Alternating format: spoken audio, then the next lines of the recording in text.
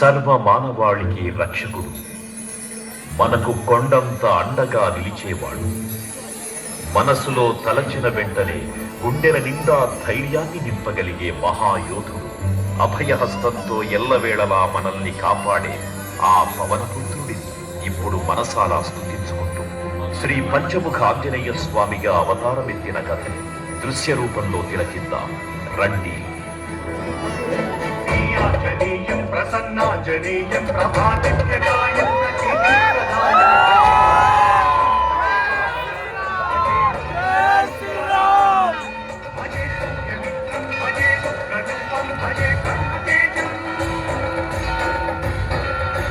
అది రామాయణ మహాయుద్ధం భీకరంగా సాగుతున్న తరుణం.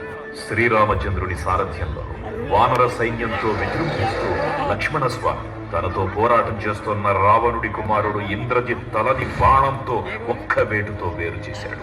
ఇంద్రజిత్ మరణవార్త విన్న రావణుడు ఆవేశంతో ఊగిపోయాడు. ప్రతీకారం కోసం పాతాళ లోకాధిపతి తన సోదరుడు అయినటువంటి మహిరావణుడి సహకారం కోరాడు.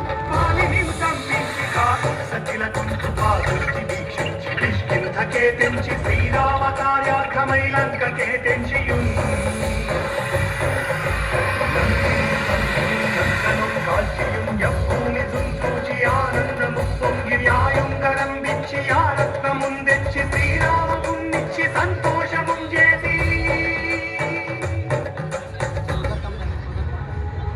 తన ప్రభువులను కాపాడుకోవడానికి వాయువేగంలో పాతాళలోకానికి చేరుకున్న ఆంజనేయ స్వామికి సగం మొసలి సగం వానర రూపంలో ఉన్న వింత జీవి ముఖద్వారం వద్ద కాపలా కాస్తూ కనిపిస్తుంది.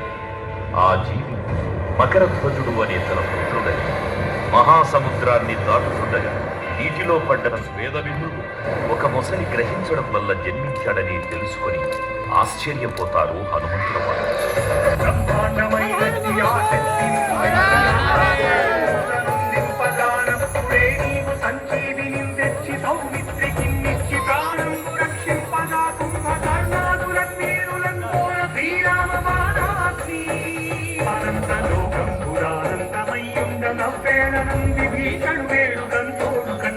పట్టాభిషేకం చేయించి సీతామహాదేవి